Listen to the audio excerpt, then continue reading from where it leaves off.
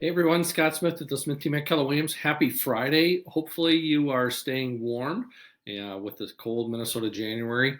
Wanted to share with you some answers to a question we get quite often. And it's we specialize with moving families, and those families, the biggest question is, how do we move when the market conditions are very tight? We don't know where we're going to go. We don't know if we'll be able to find something.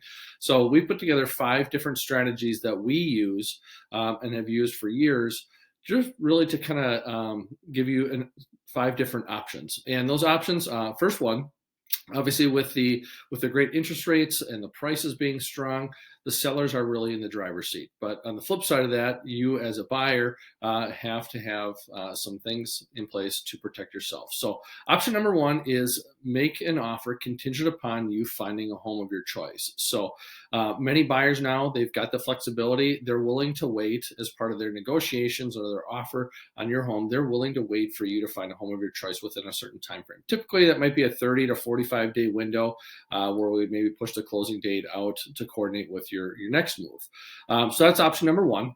Option number 2 would be, let's say if that didn't work out, we could possibly do a rent back. And what that is we would sell your home, accept the offer, close on it, but after closing, the buyer would give you a certain amount of time to rent your home back from them after they've purchased it. So that rent back, again, might be 2 weeks, it might be 30 days, 45 days. Again, that buyer's got the flexibility where we can close, they can lock in their interest rate. And the better part of that for you is that you've got the cash in hand and ready to rock and roll when you find a new home.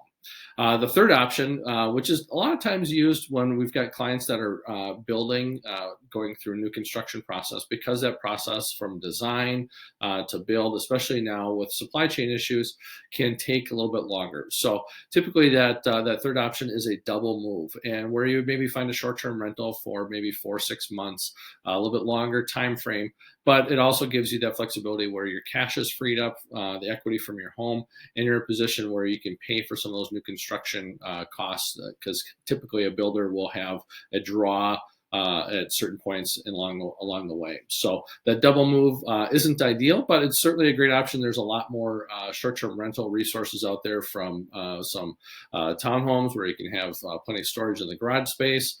Even looking at some VRBOs, let's say if you live nearby, or if you've got the ability to where you can work remote, VRBO is a great option if you're going to look at something like that, especially if it's a nice spot. The fourth option is to purchase non-contingent, and people always use a term kind of along this line with bridge financing. One of the best things that we've utilized with our clients is talking to them about taking on an equity line of credit on their home. So we've seen home prices appreciate significantly.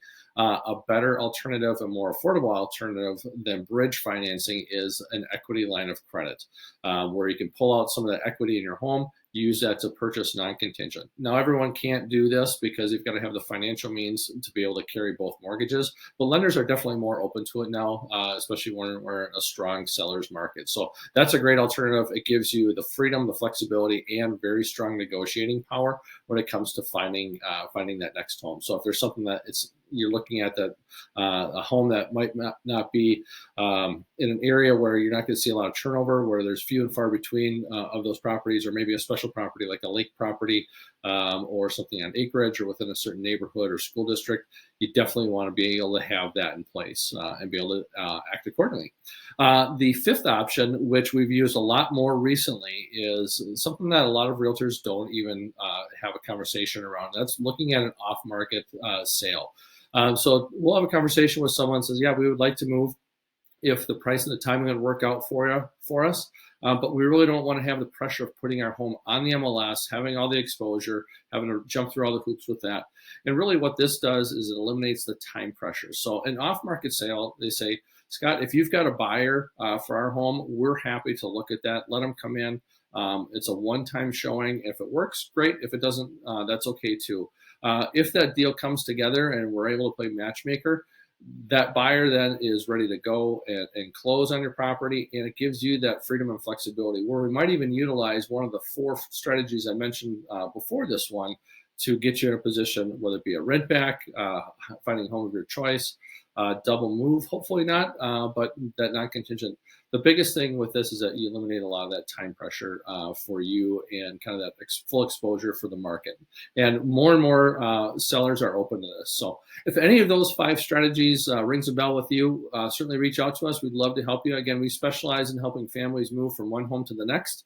And if there's anyone you know that is looking to make a move and take advantage of the great interest rates and strong prices, certainly reach out to us. Have a great weekend. Take care. Bye.